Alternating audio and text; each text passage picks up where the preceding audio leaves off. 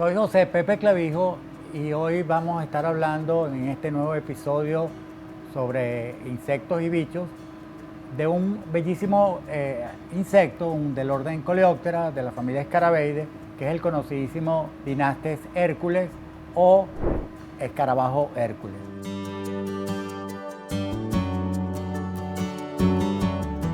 Este animal es un animal que está muy presente en innumerables sitios o redes debido a su tamaño tan espectacular. Es uno de los escarabajos más grandes que existen en el mundo, es uno de los muy grandes. Algunos ejemplares pueden llegar a medir 18 centímetros de largo y esto lo ha hecho muy popular entre muchísimas personas.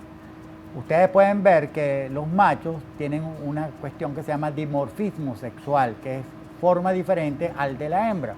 Y en este caso es muy fácil observarlo porque si ustedes ven, nosotros vamos a notar que el macho tiene un cacho en la parte dorsal, en la parte de arriba, que es un cacho que viene del tórax. Y abajo acá tienen un cacho que viene de la cabeza. Eso le permite a ese animal hacer un movimiento como de pinza. Y básicamente, ¿para qué lo utiliza este animal? Simplemente para peleas por cortejo. La hembra generalmente emite una feromona y esa feromona lo que hace es atraer a los machos. Generalmente llega más de un macho y en ese momento se establece una batalla no muy agresiva. Generalmente los ejemplares no salen lesionados, no salen golpeados, pero a veces sí, si esa cuerno en forma de alicate muerde, puede dañar, e inclusive se pueden ver las alas superiores, que se llaman élitros, pueden haberse perforadas por ellas, pero generalmente no es nada agresivo. Generalmente quien pierde la pelea son los machos que quedan boca arriba, que no pueden moverse. Entonces en ese momento los machos pueden copular con la hembra que los atrajo, ¿no? Es interesante saber, porque se han hecho varios estudios sobre esto, que no aquellos machos con los cachos más grandes, los más fuertes, son los que son más exitosos. Porque si en la pelea, que es casi como una pelea de lucha libre, alguno cae boca arriba, aunque el ejemplar sea más pequeño, muy posiblemente va a ser ese el que va a copular con la hembra, ¿no? Es muy, muy interesante. Por el contrario, como ustedes ven, las hembras no tienen cacho. Fíjense que en este caso no tienen absolutamente nada de cacho y es una manera muy fácil de reconocer machos de hembra. Fíjense ustedes que en este caso la hembra, el cuerpo de la hembra tiene como una gran cantidad de pequeños pelitos o setas que la recubren. Eso tiene efectos en termorregulación, también en captar temperatura, contacto con otros ejemplares, ¿no? Es muy fácil de separar los machos de las hembras, ¿no?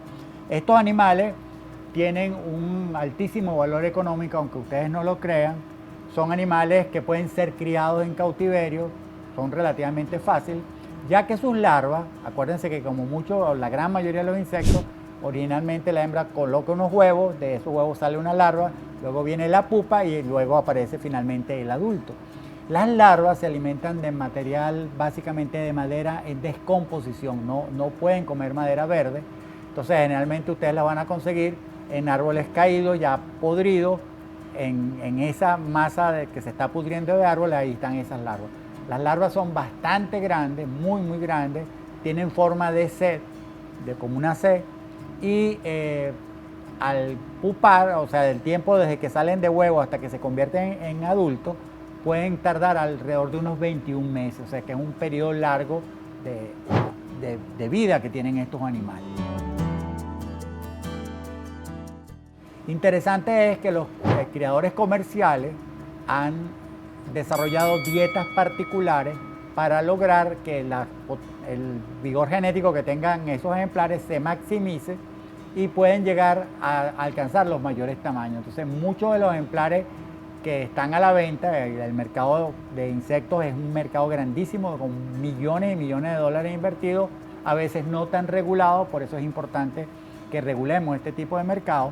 Pero estas larvas, estos ejemplares muy grandes que ustedes ven muchas veces no vienen de ambientes naturales, sino de zoocriaderos.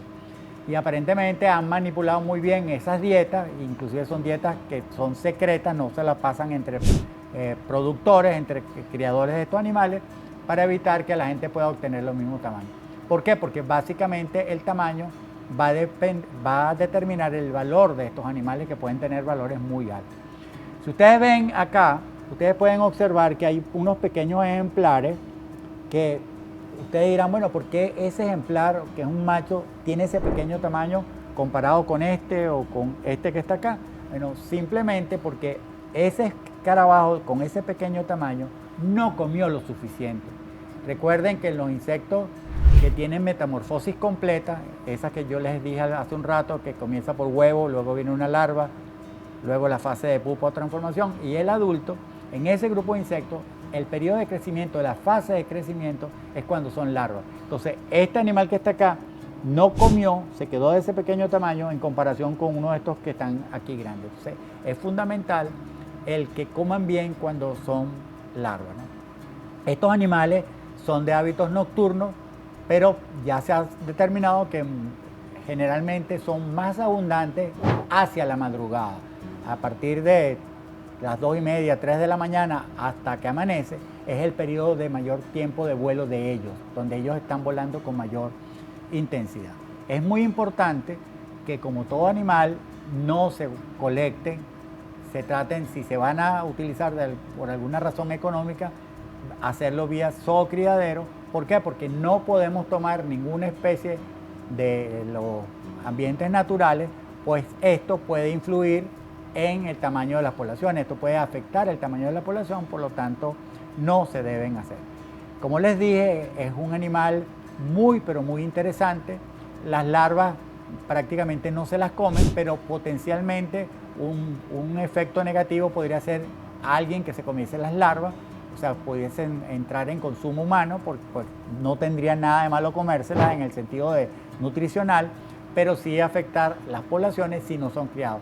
Algo que ocurre con, por ejemplo, los escarabajos estos que se consiguen en Amazonas, los gorgojos, que son tomados de las palmas moriches, y ahí básicamente se elimina, ese ejemplar se elimina.